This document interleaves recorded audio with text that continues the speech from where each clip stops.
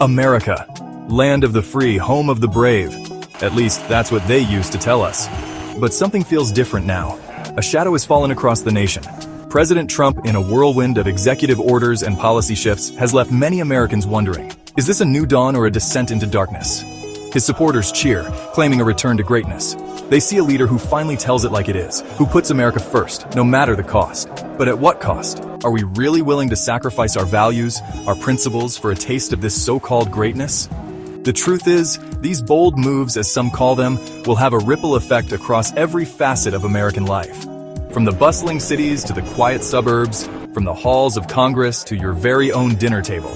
The consequences of these decisions will be felt for generations to come. It's time to stop, to breathe, and to really ask ourselves, what kind of America do we want to leave for our children? Let's talk about immigration. The president has made it clear. He wants a wall. A big, beautiful wall, he says. But walls don't just keep people out. They keep families apart. They keep dreams on hold. And what about those already here?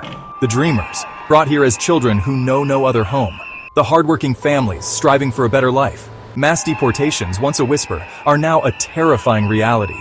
The president claims it's about safety, about protecting American jobs. But the truth is far more complex. This is about fear. Fear of the other, fear of the unknown. It's about using fear as a weapon, dividing us against each other. But here's the thing about fear. It only has power if we let it. We cannot allow ourselves to be blinded by it. We must remember our humanity, our compassion. We must stand up for those who cannot stand up for themselves. They say a rising tide lifts all boats. But what happens when that tide is a tsunami of tariffs? The president's trade wars have sent shockwaves through the global economy, and American businesses and consumers are feeling the tremors. Farmers, the backbone of this nation, are struggling to stay afloat as their markets dry up. Prices are rising on everything from cars to washing machines, hitting working families the hardest. The president claims he's fighting for American jobs, but at what cost? The truth is, these tariffs are a blunt instrument, causing more harm than good. They're creating uncertainty, stifling innovation, and driving up costs for everyone. We need real solutions, not empty promises. We need policies that support American businesses and workers, not ones that punish them. We need to build bridges, not walls, in our interconnected world. The stakes have never been higher.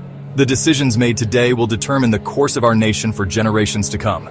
This is not a time for apathy, for complacency. This is a time for action.